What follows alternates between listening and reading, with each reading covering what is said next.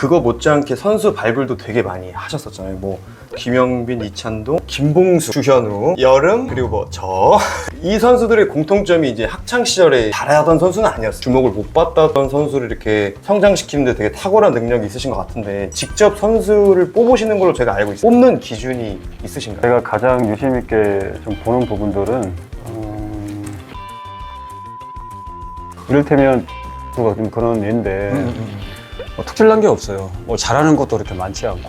그렇지만 이 선수가 가지고 있는 장점은, 그러니까 제가 좀 놀랬던 거, 선수가 스카웃이 된 게 아니라 테스트를 엄청 많이 보고 들어왔다고 제가 알고 있는데.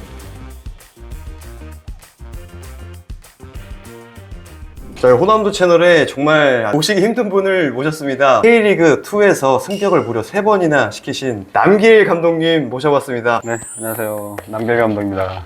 반갑습니다. 프로 생활을 되게 오래 하셨잖아요. 그 중에 저도 지도를 하셨었고, 지금은 어떻게 지금 지내고 계신가요? 중국에서 한 1년 4개월 정도 하고 이제 들어와서 그동안 가족들과 시간을 못 보냈는데 시간 좀 잘 보내고 있고, 그동안 좀 소홀히 했던 그런 부분들에 있어서 가정에 좀 충실하고 충분하게 좀 휴식을 좀 취하고 있습니다. 그 감독님 생활 하시면은 워낙 가족분들이랑 또 지내지도 못하고 그러는데, 그 와중에 또 저희 채널을 나와주셔서 너무나 감사드립니다. 제가 알기로는 역사상 승격시키는 거를 3번을 하신 분이 저는 아직까지 없다고 알고 있거든요. 감독님 빼고는. 그거 못지않게 선수 발굴도 되게 많이 하셨었잖아요. 뭐 김영빈, 이찬동, 뭐 김봉수, 주현우, 여름, 그리고 뭐 저 이렇게 있는데, 이 선수들의 공통점이 이제 학창 시절에 되게 잘하던 선수는 아니었어요. 주목을 못 받았던 선수를 이렇게 성장시키는데 되게 탁월한 능력이 있으신 것 같은데, 직접 선수를 뽑으시는 걸로 제가 알고 있어요.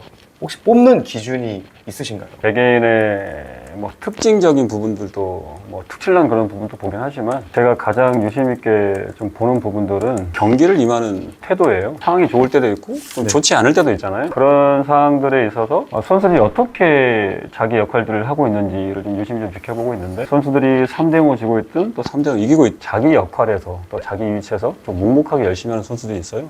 그래서 그런 선수들을 뽑게 되면 또 프로에서도 롱런할 수 있더라고요. 그래서 이런 선수를 유심 있게 좀 지켜보고 선수를 좀 영입하는 편입니다. 와, 근데 그 사실 태도라고 했을 때 선수 입장에서 학부모님들도 많이 보시고 선수들도 많이 보는데 되게 좀 추상적이잖아요. 기준도 되게 모호하고. 그래서 이걸 조금 더 명확하게 태도라고 했을 때 어떤 것들이 있을까? 이건 되게 한두 번 경기를 본다고 되는 것도 아닌 것 같고.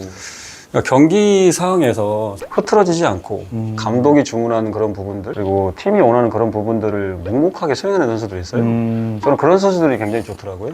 이를테면 김봉수 선수가 좀 그런 예인데 뭐 특출난 게 없어요. 뭐 잘하는 것도 그렇게 많지 않고. 그렇지만 이 선수가 가지고 있는 장점은 항상 팀을 좀 이롭게 좋게 한다는 거죠.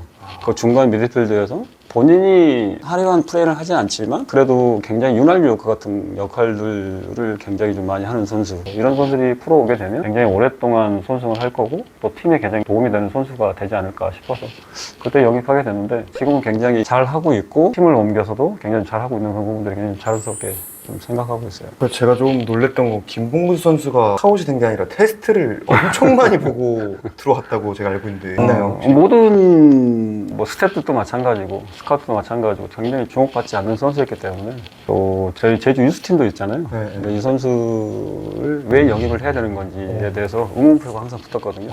근데 저는 이 선수를 좀 뽑고 싶어가지고 근데 그때 좀 약간의 충돌이 있었는데, 그래도 다행스럽게 이 선수를 뽑고 또 저희 팀이 좋아지는 걸 느끼면서 좀 굉장히 보람된 그런 선수 중에 한 명이었던 것 같아요. 감독님 또 모시기 쉽지 않으니까 제가 궁금한 거 좀 여쭤보면, 감독님이시지만 구단도 있잖아요, 입장이. 근데 나는 이 선수를 뽑고 싶은데 이런 게 부딪힌다고 한다면 그때는 이제 또 감독님이 이제 내공이 쌓이셨겠지만 이렇게 좀 밀고 가는 스타일이신가요? 아니요. 뭐 주위에서는 제가 제 마음대로 뭐 한다 이런 얘기를 또 많이 들긴 하는데, 저는 항상 감독으로서 팀을 위해서 항상 일하는 거기 때문에 구단의 의견을 충분히 들어봤고, 근데 구단에서는 안 된다고 하니까 테스트를 좀 많이 봤어요. 테스트를 좀 여러 번 봤어요. 4번 정도? 한 5번 정도를 보고 그렇게 난 다음에 허락을 좀 받았죠. 그러니까 저희 선수 입장에서 이제 감독님들을 다 따르다 보니, 저도 프로 감독님 많이 10분을 만나봤는데 감독님이 절대적인 힘을 갖고 있는 것 같지만 사실은 또 구단과의 그런 관계도 있기 때문에 그것도 감독님의 어떤 하나의 능력이라고 생각을 하거든요. 여러 면이 있죠. 저희는 뉴스도 있잖아요. 있잖아요.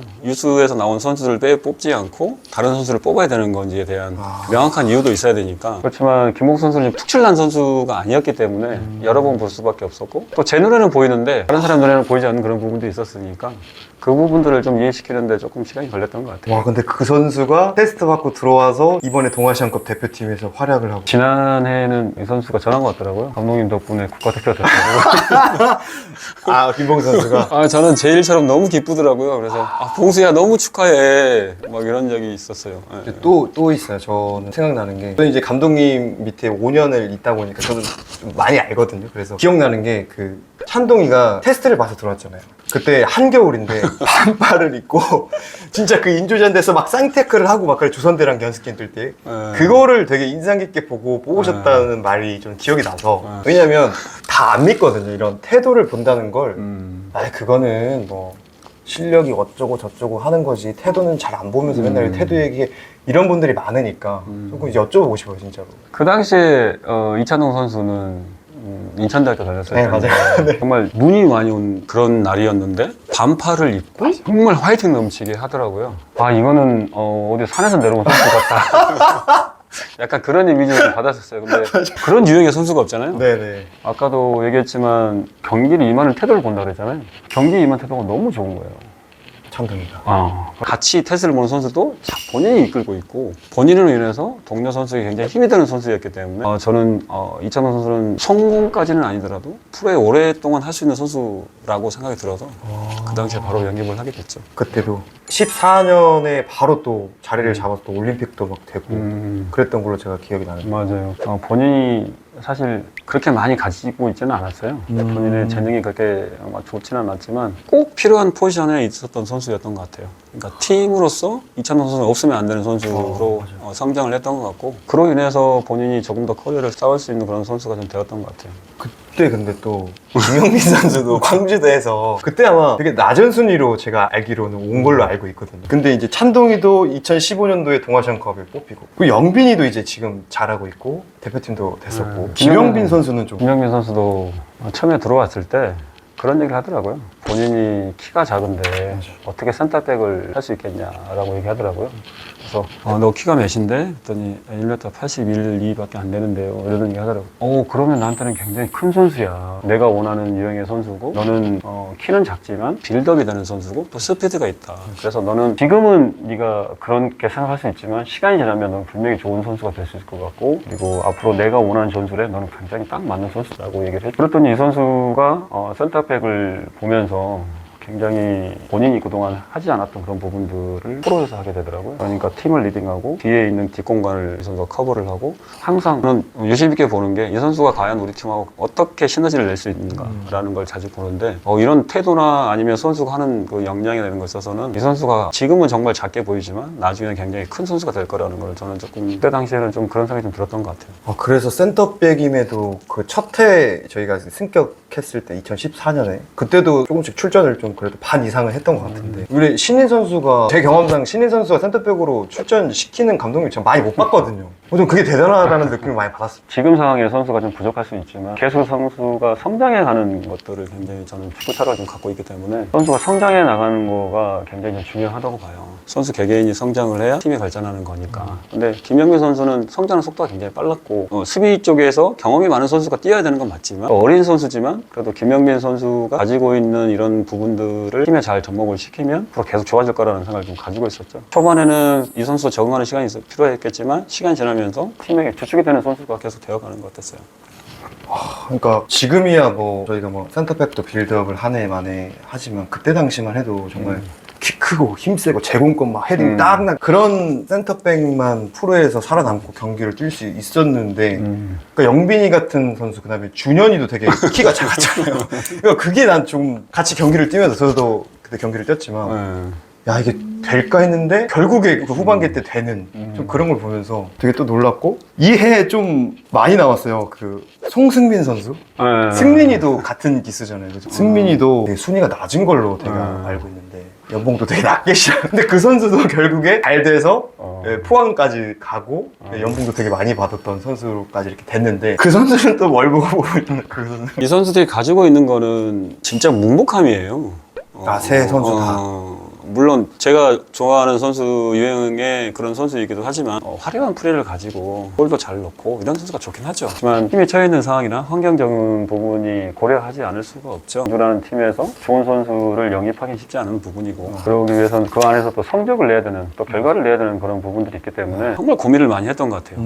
과연 송승민 선수가 잘하는 게 무엇일까? 키는 큰데 많이 잘 뛰어다니기는 해. 근데 기술적으로 이게 뭔가 없어. 그러면 이 선수가 잘할 수 있는 것들을 뭘가 필요하고 동일 고민하고 일주일 고민하고 한 달을 고민했던 심지어는 동계 훈련 내내 고민했던 것 같아요. 물론 동계 때도 뭐 부상 때문에 잠깐 또 좀 못하기도 했었지만 이 선수가 가지고 있는 장점은 일단 기본적으로 잘 뛰고 또 볼을 키핑할 줄 알고 대공권이 좋고 그럼 이 안에서 이 선수가 또 살아남을 방법이 뭐가 있을까라는 고민했는데 공격수다 보니까 볼을 확실하게 키핑하는 방법 그리고 이 선수가 볼을 가지고 나가는 방법 1대1 하는 방법들을 많이 가르쳤죠. 그래서 이 선수가 부족한 부분들을 채워줬더니 우리가 승격하는데 가장 많은 도움이 됐던 선수 중에 한 명이었던 것 같아요. 그러니까 저는 좀 그런 게 있는 것 같아요. 선수 개개인을 발전을 시켰더니 팀으로서 굉장히 정말 우리가 원하는 결과를 얻었다는 게 굉장히 그 당시에 강주 때 또 그랬던 것 같고 또 성남 때도 그랬던 것 같고 제주 때도 진짜 모두가 원하는 결과를 낼 수 있었던 게 아닌가 이렇게 생각이 들어요. 저 그냥 지금 갑자기 드는 질문인데 처음부터 조금 이렇게 선수층이 얇은 팀에서 시작하다 보니까 광주, 성남, 제주 이렇게 가셨잖아요. 내가 조금 약한 선수 데리고 하다 보니까 여기 보니까 좀 낫네. 좀 낫네. 이런 게 있으신가요? 당연히 있죠. 진짜? 강주 때는 정말 말도 안 되는 상황이 있었어요. 방송으로서 얘기할 수 없는 그런 부분들까지 있어서 정말 초라하게 시작을 했던 것 같아요. 맞아요. 물론 그런 부분들이 감동 남기를 만들지 않았나라는 생각도 들어요. 그래서 네네. 강주에 굉장히 고마운 부분을 좀 가지고 있죠. 그 어려운 상황에서 팀을 만들고 팀의 결과를 얻었으니까 그런 감독으로서 굉장히 큰 기쁨이자 또 감동을 만들어진 강주에 굉장히 감사드리는 그런 부분들이 있죠. 근데 성남으로 갔더니 성남은 좀 더 괜찮더라고요. 그래요? 선수층이 확실하게 괜찮았어요. 진짜? 물론 이제 환경적인 부분도 좋았고 구단에서 원하는 그런 부분도 굉장히 좋았어요. 그래서 그런 부분들이 성남에 갔을 때는 또 다른 걸로 시작할 수 있었죠. 성남도 가자마자 또 승격을 했던 걸로 기억을 하는데. 처음엔 시작할 땐 다 그러더라고요. 올해는 그냥 적응하는 시간 또 감독으로서 따라가는 시간이면 괜찮다. 어느 정도 성적만 나면 처음에는 다 그렇게 얘기해요. 근데 하다가 보니까 순위가 조금씩 올라가잖아요. 그러다 보니까 구단에서 욕심이 생기는 거죠. 승격해야 된다 이번에. 이번 기회에 올라갔으면 좋겠다. 이렇게 좀 압박을 주죠. 당연한 것 같아요. 그거는 감독으로서 원하는 결과를 내야 되니까. 선수들과 함께 또 그런 목표를 다시 상향 조정해서 올리게 됐죠. 근데 또 이제 감독님이 그렇게 바쁘신 와중에도 이렇게 뽑았는데 막상 오면은 다른 선수들이 있잖아요. 또 내가 생각했던 거 다르네. 그때는 또 어떻게 솔루션을 주세요? 선수를 뽑을 때 정답만은 아니죠. 맞는데 또 다른 생각들을 가지고 있는 선수들이 있으니까 맞아요. 성향들이 다 다르잖아요. 네. 활발한 선수가 있는 반면에 또 소심한 성향을 가진 선수들. 근데 가장 중요한 거는 감독은 선수에게 이해를 시키는 게 가장 중요한 것 같아요. 이해를 시키지 못하면 선수들은 문제가 생기잖아요. 다 큰 성이다 보니까 납득하지 못하면 이 선수들이 문제가 생기기 때문에 훈련장에서든 따로 불러서 차를 마신다든지 그래서 항상 대화를 좀 많이 하고 정말 부담스러운 선수는 식사 자리를 마련해가지고 선수가 좀 얘기를 좀 많이 하려고 하는데 감독 입장뿐만이 아니고 선수 입장도 들어봐야 되는 거니까 맞아요. 선수가 왜 이런 생각들을 가지고 있는지 들어봐야 되니까 그렇게 해서 선수들과 좀 합의점을 찾고 합의점 속에서 선수들과 많이 공유하는 그런 걸 좀 가지려고 좀 대화를 좀 많이 하려고 하고 있습니다. 근데 저도 광주 때 좀 많이 찾아갔던 것 같아요. 좀 궁금한 거 있으면 좀 물어보는데 또 제가 불편하면 또 안 갈 텐데 이렇게 또 편하게 해주시고 그전과는 다른 솔루션을 제가 많이 받았던 기억이 있어서 많이 찾아갔던 것 같고 그 방을 갔다 오면 좀 더 사고 확장되는 것 같기도 하고 제가 기억나는 거는 정말 여러 가지가 있지만 2014년에 대전 원정 그때 아드리아노 대전이 막 날고 켰을 때 그때 이제 대전 원정을 갔는데 저희가 4대0으로 때렸어요. 근데 제가 전반전에 찬스를 한 4-5개를 놓쳤어요. 근데 이제 제가 이제 그 고민이어서 그때까지 제가 2014년 한 골도 못 넣고 있어서 감독님 방 찾아갔지. 힘들어서 나름. 감독님이 그러더라고요. 야, 호남아, 90분 뛰고 찬스 하나도 못 만드는 선수도 있어. 찬스 만드는 것도 네 능력이다. 저는 그 말이 우연치 않게 그게 4라운드열로 기억하는데 그 다음 안양전 때 제가 골을 넣었거든요. 물론 그것 때문은 아니겠지만 저는 도움이 되게 많이 됐거든요. 그러한 제가 생각했던 어떤 솔루션을 많이 줬을 것 같고 저 말고도 다른 선수한테도 그런 솔루션을 주지 않았을까. 감독이 밑에 있을 때 저 새끼 저거 좀 더 잘할 수 있을 것 같은데 하는 분명히 들었을 거란 말이죠. 근데 그때마다 뭔가 이렇게 탁탁 해주시는 게 물론 힘들 때도 있었지만 저는 그게 되게 감명이 깊어가지고. 그때 아마 4등 졌을 때 감독으로서 이기고 왔어요 사실은. 진짜요? 우에서 아 진짜요? 저희는 몰랐습니다 이거. 따로 만나자고 해서 아 진짜? 너무 창피한 거죠 사실. 4대0 졌으니까 굉장히 노련하게 잘해가지고 그때 이길 수 있는 상대는 아니었죠. 그렇지만 4대0이라는 건 너무 컸잖아요. 그리고 뭐 얘기했다시피 우리가 찬스를 못 만든 게 아니고 찬스를 만들어 경기도 어느 정도 했었는데 좀 돌이켜보니까 호남이가 골을 못 넣는 것보다는 전술적으로 문제가 있는 게 아닌가. 저도 그때는 처음 시작했던 그런 감독이었기 때문에 전술적으로 문제가 좀 컸던 게 아니었나라는 거. 호남이한테는 그런 얘기를 좀 좋은 얘기를 많이 해줬고 다른 선수에게는 좀 동기부여를 좀 줘야 되는데 좀 강하게 얘기했던 것도 있었던 것 같아요. 모든 선수에게 다 앞에서 얘기를 못했지만 따로 불러서 다른 얘기를 했던 그런 선수도 있었고 그래서 우리가 그때 한번 위기가 있었는데 그 위기를 좀 잘 헤쳐나가려고 굉장히 좀 여러 가지 생각들을 좀 많이 했던 건데 그다음부터 이제 호남이가 좀 잘 해줘서 팀이 좀 많이 살아났죠. 사실. 그러면 또 각자 그 성향과 그런 지금 상황에 맞게 하려면 선수를 파악하는 게 먼저겠네요. 그렇죠. 선수들 파악하는 게 굉장히 중요하고 현재 상황에 선수들이 컨디션이 어떤지를 항상 관찰해야 돼요. 감독은 뭐 한두 명만 볼 게 아니고 모든 선수를 다 관찰해야 되고 스텝까지도 어떤지 우리 지금 상황이 어떤지를 좀 잘 봐서 가장 잘 알아야 또 가장 잘 얘기할 수 있으니까 그런 부분들을 항상 감독은 유심 있게 좀 보아야 되는 그런 부분들이 아닌가 이런 생각이 들어요.